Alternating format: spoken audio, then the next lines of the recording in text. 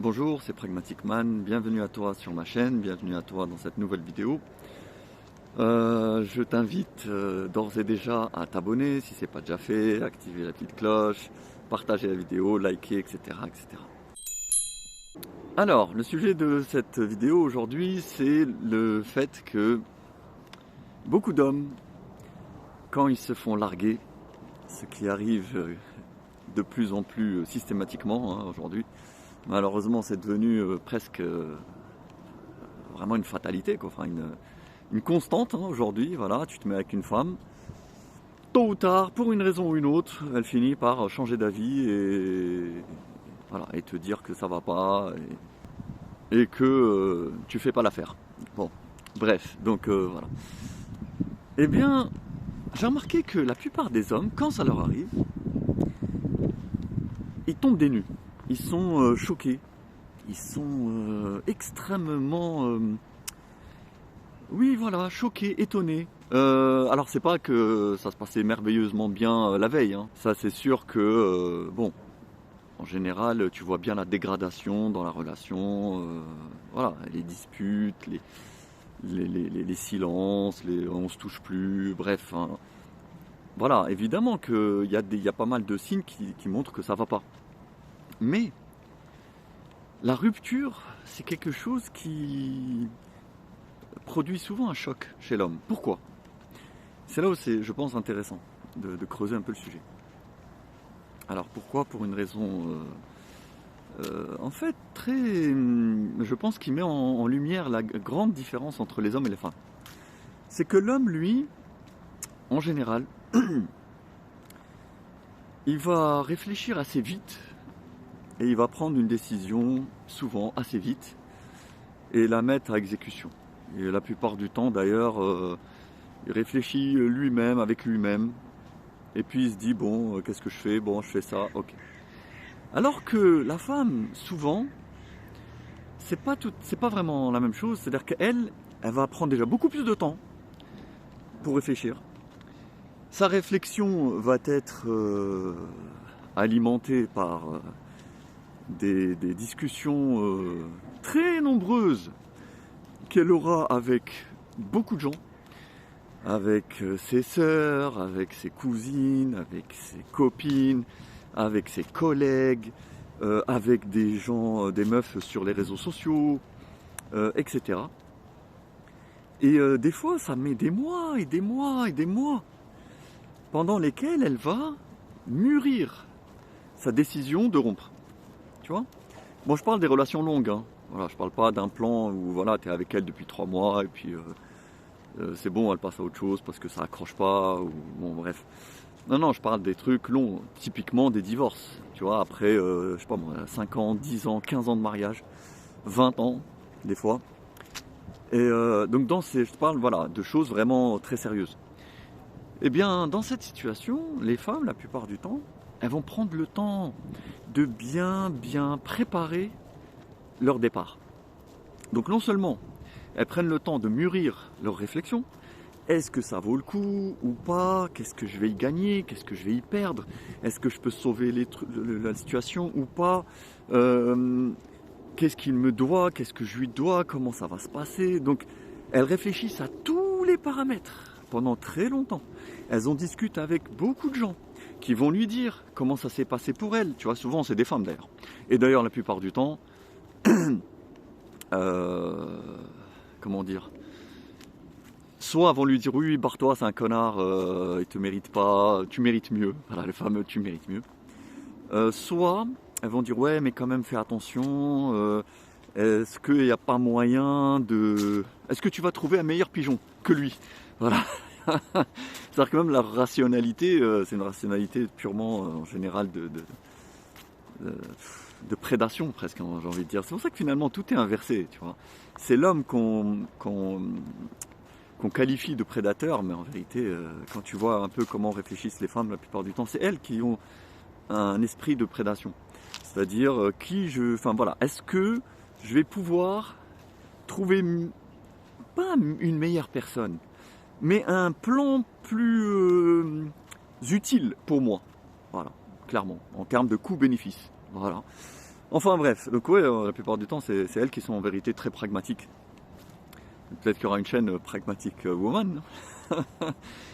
Bon, et donc, elles vont lui dire, voilà, attention, il y a ça, il y a ci, il y a ça. Après, quand la décision, c'est bon, elle se dit, ok, c'est bon, je vais le larguer, j'en ai marre, etc. Souvent d'ailleurs, quand cette décision, elle devient dans sa tête effective, évidemment, elle ne va pas te le dire. Non, non, non, non, non, non. Parce qu'elle va pas te laisser le temps de te préparer. Ben non, ça serait trop marrant. Enfin, ça serait trop. Non, ça serait trop gentil. Tu vois. Ben non. Donc elle va rien dire. Elle va laisser une sorte de froid comme ça s'installer, une sorte de distance. Genre ça va pas, je fais la gueule. Mais on continue notre petite vie quotidienne normalement, tu vois, tranquillement, comme si de rien n'était, y a pas de souci. Histoire que le mec soit un peu rassuré, c'est-à-dire qu'il se dise bon, ça va pas entre nous, mais ça va aller, ça va s'arranger. Elle finira bien par se lasser de cette situation et elle finira bien par revenir à quelque chose de un peu plus chaleureux, un peu plus bon. Tu vois, il se dit ça, le mec en général. Il a toujours espoir en fait. Il a espoir que finalement ça va s'arranger. Voilà, il se dit bon, après toutes ces années, après tout ce qu'on a construit, après tout ce qu'on a fait, etc., tout l'engagement, l'investissement, etc., bon, elle va pas partir, quoi, ça y est. L'homme, il a du mal à s'imaginer qu'elle puisse le faire. La plupart du temps, il sous-estime la capacité de la femme à passer à autre chose. Donc il se dit non, c'est bon, c'est bon. Il croit que le temps joue pour lui. Tu vois, c'est ça le truc. C'est que le mec, il croit que le temps joue pour lui. C'est-à-dire que plus ça dure, plus il y a de chances que ça s'arrange. Alors que c'est exactement l'inverse. Alors qu'elle, pendant ce temps-là, elle met à profit cette période où, d'ailleurs, au passage, hein, tu continues de casquer comme un con pour tout payer pour elle et pour t'occuper d'elle et pour... Enfin, bref. Elle, pendant ce temps-là, elle commence ensuite la préparation active. C'est-à-dire, toujours avec les précieux conseils de ses sorcières de copines, de son entourage. Quand je dis copines, ça peut être la famille, les collègues, les amis, les voisines, bref, tout ce que tu veux. Dans ton dos, hein, bien évidemment, toujours dans ton dos, personne ne va venir t'alerter, personne ne va venir essayer d'arranger les choses avec toi. Non, non, non. Ils vont lui donner des conseils. Des conseils comment bien te larguer, tu vois. Comment faire qu'elle s'en sorte très bien et que toi tu sois bien dans la merde. Voilà. Donc ils vont lui donner des conseils pour choisir un bon avocat, ils vont lui donner des conseils pour trouver un nouveau logement, ou alors comment te dégager du logement où elle est. Ils vont lui donner des conseils sur comment récupérer un max de thunes avant de déclarer la séparation, tu vois, histoire de sécuriser son départ. Ils vont lui donner des conseils comment gérer les enfants, comment gérer tu vois, toute la transition en fait. Donc ils vont bien la conseiller, elle va tout noter, etc. Elle va aller voir la CAF, elle va aller voir l'assistante sociale, elle va aller voir le conseil juridique gratuit dans les mairies, etc. Et elle va poser toutes les questions. Si demain je me sépare, comment ça se passe? Qu'est-ce que je dois déclarer? Comment truc? Qu'est-ce que je vais obtenir? Qu'est-ce qu'il lui peut faire? Qu'est-ce que moi je peux faire? Qui aura quoi sur ça? Et s'il refuse ça, qu'est-ce que moi derrière je pourrais... Elle se renseigne à fond, mon ami. Elle se renseigne à fond. Elle note tout. Elle commence à collecter des documents derrière ton dos. Elle collecte. Voilà, ça, des relevés d'imposition, les machins, les trucs, les relevés bancaires, les mots de passe de tel et tel compte de machin. Elle collecte tout ce qu'il lui faudra. Toi, pendant ce temps-là, tu sais toujours rien. Et tu as toujours espoir que ça s'arrange. Toi, tu te dis non, ça va, c'est bon, elle est là. Le soir, je rentre, elle est là. C'est bon, elle va bien. Bon, elle aura pas le courage d'aller jusqu'au bout. Ok, elle aime pas ma gueule. Bon, ça va lui passer, elle va s'y faire. C'est ça la vie après tout. C'est pas si grave. Eh non, grave erreur, mon ami. Donc, voilà. Donc voilà, elle va bien se préparer. Elle va se préparer aussi psychologiquement. Tu vois, c'est-à-dire qu'elle va s'imaginer sa future vie sans toi. Tu vois, ça aussi, avoir une préparation psychologique, tout ça, ça dure des mois. Hein. Ce que je te dis là, ça dure des mois et des mois. Des fois, ça dure 1 an, 2 ans même. Bon, peut-être c'est exagéré, mais des fois, enfin assez souvent, ça dure pratiquement jusqu'à 1 année entière. de toute cette préparation, tu vois. Elle commence aussi à préparer sa famille, tu vois, parce que c'est important pour elle. Donc elle commence à dire à sa mère, oui voilà, mon mari c'est un connard, je vais sûrement le quitter parce qu'il m'a fait ci, il m'a fait ça, blablabla, elles vont parler entre elles, tout ça dans ton dos sans que tu saches rien. Et enfin, alors là c'est le top du top, c'est qu'évidemment, elle se dit, ça serait bien que je me retrouve un petit remplaçant, ne serait-ce que d'une façon transitoire, provisoire. Voilà, c'est-à-dire un mec qui prendra un peu le relais pour me tamponner le temps que je me recase avec un mec plus sérieux et plus stable. Donc elle se dit, voilà, parce qu'il est hors de question, parce qu'en général, si elle veut te quitter, elle va commencer à prendre des distances physiquement. Donc elle va, pour parler clairement, il y aura de moins en moins de sexe entre toi et elle, pour pas dire il n'y en aura plus du tout. Elle va dire ouais je suis fatigué, ouais je suis énervé, ouais je suis pas contente, ouais blablabla. Oui, même toi, l'ambiance ça sera tellement morose, tellement lourde que tu n'auras pas du tout envie. Donc mais bon, toujours pareil, hein, toi tu es dans l'espoir des lendemains meilleurs, tu vois, tu te dis bon, ça va finir par revenir. Mais tu laisses un peu, tu vois, et en plus tu te dis ouais bon je vais la laisser un peu tranquille. Grave erreur mon ami, parce que la laisser tranquille c'est justement lui laisser tout l'espace pour bien se préparer à te larguer. C'est ça en fait, la laisser tranquille. Bref, donc elle n'a plus de sexe avec toi. Alors il y en a, ça dure voilà, pendant des mois et des mois, il n'y a plus rien.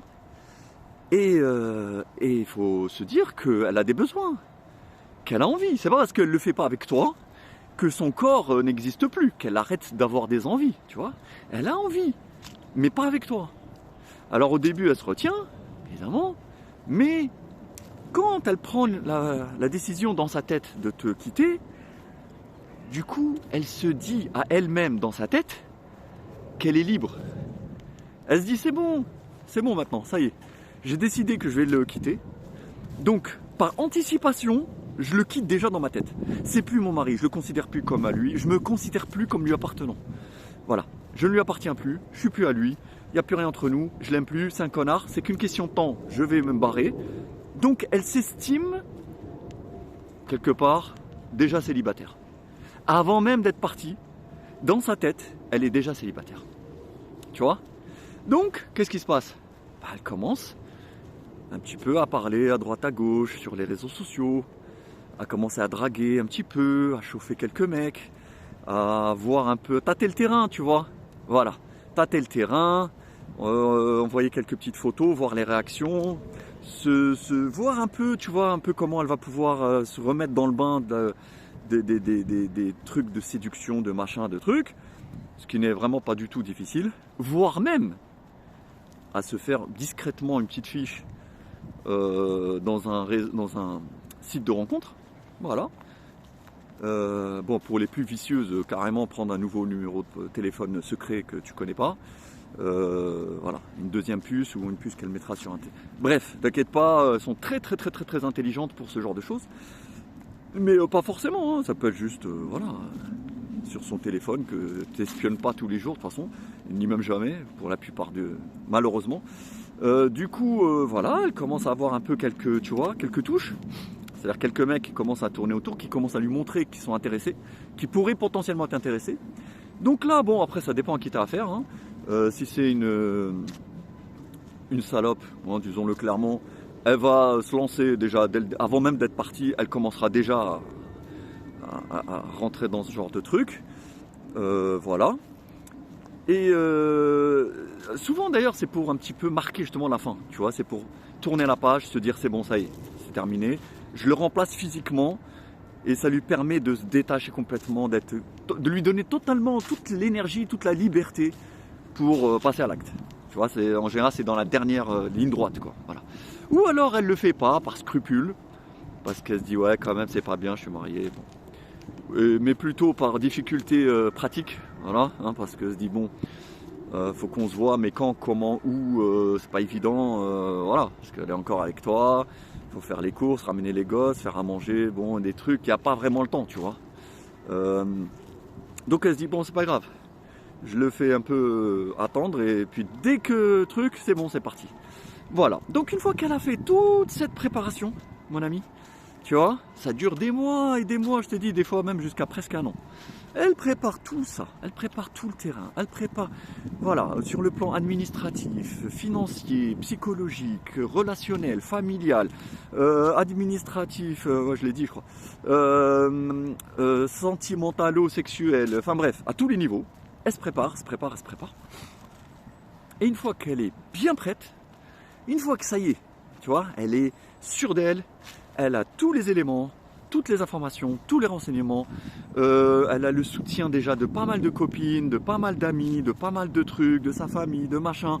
Elle a déjà 2-3 mecs dont elle sait très bien qu'ils pourront venir la tamponner dès qu'elle va ouvrir la porte.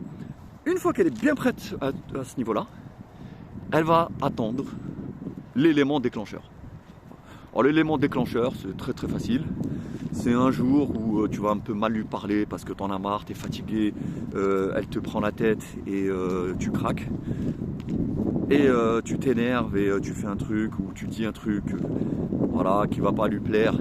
Et là, elle saute sur l'occasion pour dire ça y est, c'est terminé, top, je me casse.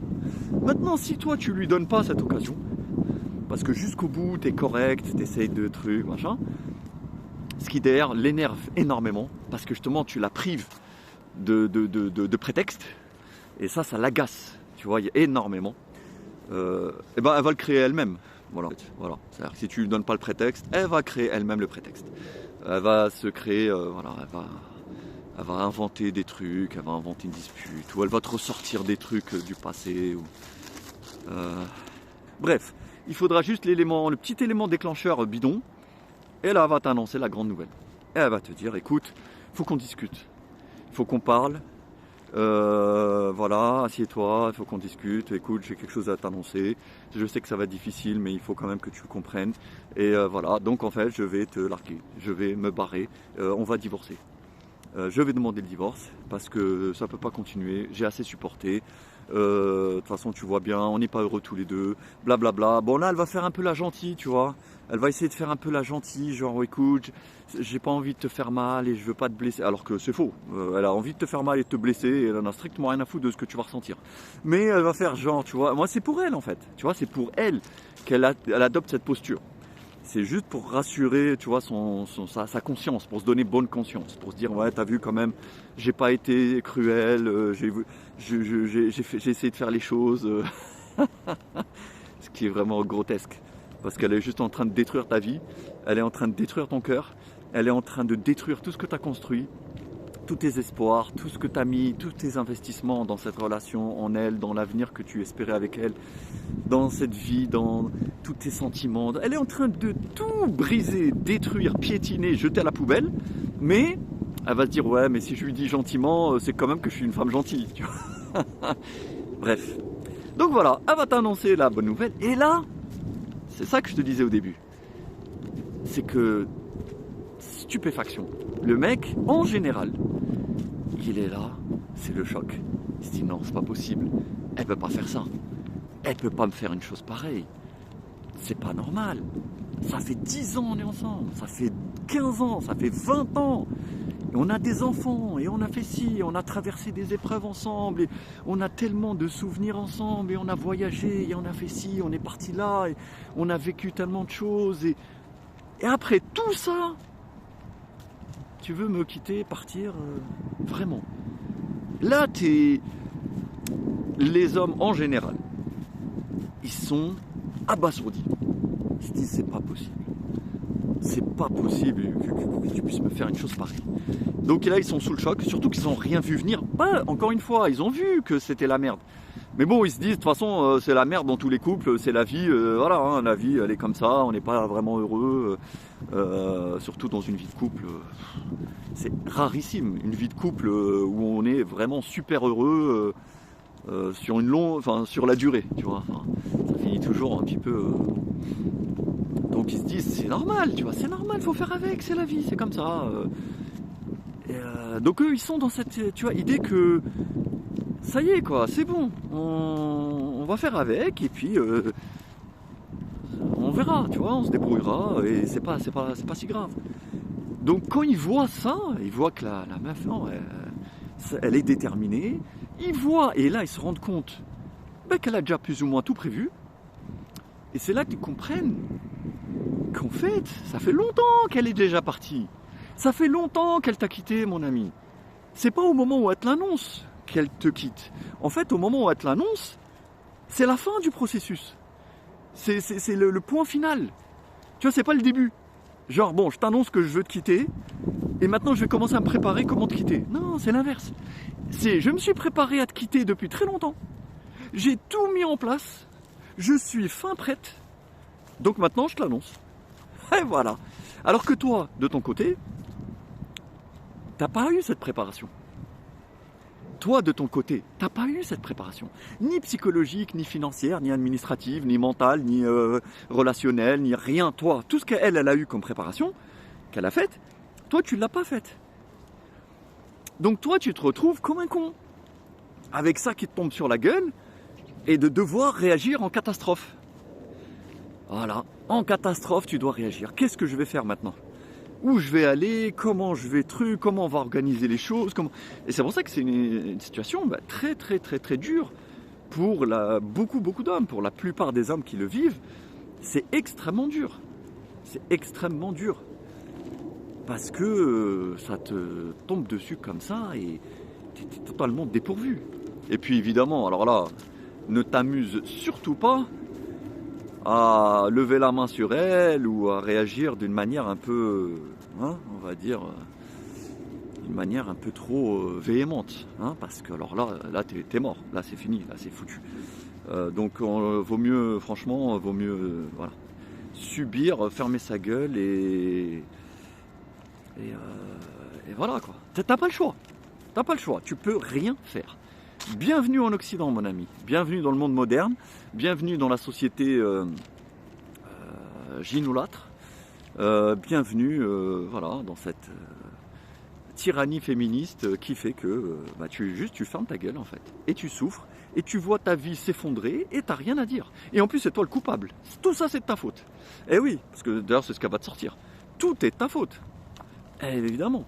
Eh oui. T'as pas su t'occuper d'elle, t'as pas su la faire rêver, la rendre heureuse, tu l'as négligée, tu t'es tapé 2-3 meufs à côté et c'est ignoble, ou alors elle va te dire, voilà, enfin bref, voilà, t'es pas à la hauteur, ou t'es relou, t'as un sale caractère, ou je supporte plus tel truc, ou tel truc, voilà. Ou tu travailles trop, ou tu travailles pas assez, ou t'as ceci, voilà. Bref, supporte plus ta gueule, t'es un connard, et tu te casses. Voilà. Donc, bon, en général, voilà, enfin, de toute façon, tous les mecs qui sont passés par là, ils savent que c'est une des grandes leçons de la vie. C'est une grande leçon dans la vie, je veux dire, que tu reçois. Et après, ça y est, ton regard sur les femmes et sur la vie, sur l'existence, sur beaucoup de choses, à ce moment-là, voilà, tu fais un bond en avant en termes de conscience, tu vois. Pour ceux qui sont dans le New Age et tout, qui parlent de élévation de conscience, blablabla. Ah, là, tu fais une élévation de conscience de 50 étages en quelques jours. Voilà. Donc là, tu rentres dans le chemin de croix. Bref. Mais voilà, en fait, ce que je voulais mettre en avant, c'était ce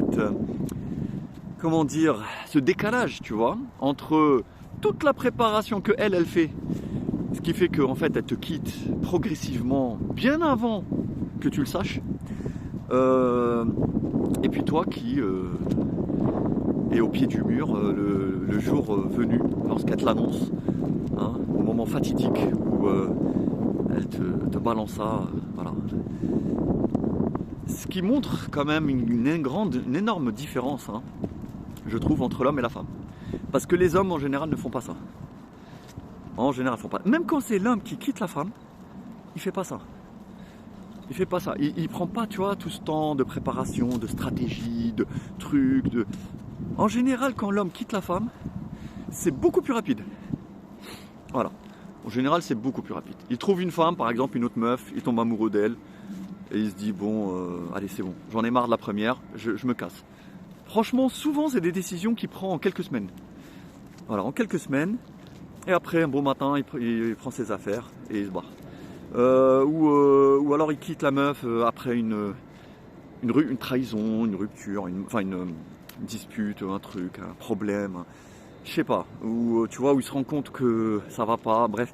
Mais il n'y a pas ce côté, je me prépare consciencieusement, j'en parle, je prends des renseignements, il n'y a pas tout ça. L'homme, il fait pas ça souvent. C'est soit impulsif, vraiment sur le coup, soit il prend un peu son temps, juste le temps de s'organiser, mais vraiment dans les derniers instants et de manière très pratique, quoi. Il n'y a pas vraiment...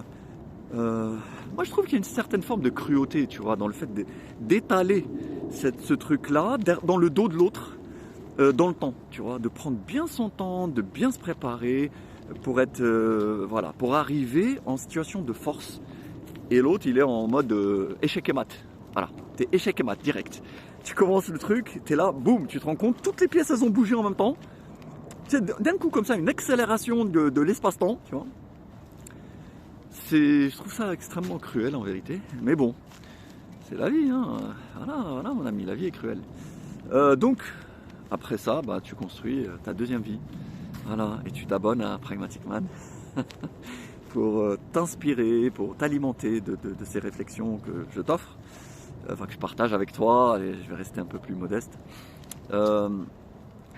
Mais voilà, en tout cas, réfléchis à ça, si ça t'est pas encore arrivé, fais attention aux signaux d'alerte et dis-toi que ça peut, voilà, c'est souvent comme ça que ça se passe en tout cas.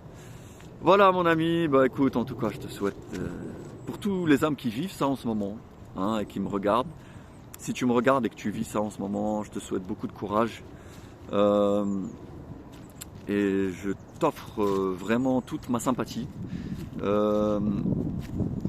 toute ma compassion, parce que c'est une situation vraiment très douloureuse, très très dure à vivre, qui fait vraiment beaucoup souffrir. Ça, on n'en parle pas beaucoup, on néglige ça un petit peu et on ridiculise un peu. De toute façon, la souffrance de l'homme a toujours été ridiculisée, tu vois, en mode oui mais oh, regarde, c'est un faible, c'est un fragile, il souffre. Ben non, en fait, c'est juste un être humain, hein. L'homme aussi est un être humain. J'allais dire l'homme est un être humain justement, donc voilà, sa souffrance est tout à fait respectable et tout à fait légitime, et après il faut pas non plus se laisser complètement submerger et engloutir par elle. Il faut essayer de réagir, de rebondir, de garder son calme, de faire preuve de résilience, hein, comme un mot à la mode, mais de démontrer justement dans ces moments sa virilité.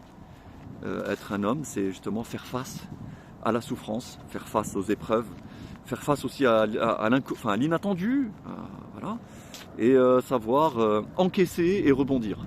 Voilà. Pour paraphraser un peu la devise, je crois, des parents, hein, qui est, c'est quoi, rester et durer, ou je sais pas quoi, un truc comme ça. Voilà, encaisser, rebondir, comme on peut. Dans l'idéal avec un peu de soutien autour de soi, quoi, d'amis, de famille, et du mien volontiers, en tout cas, voilà, virtuellement.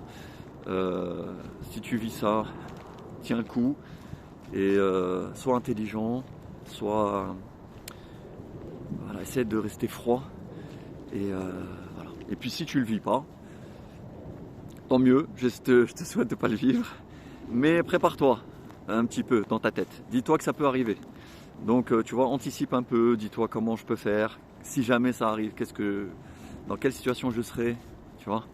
Voilà. Bon, sur ce, mon ami, je te dis porte-toi bien et à très bientôt. Salut.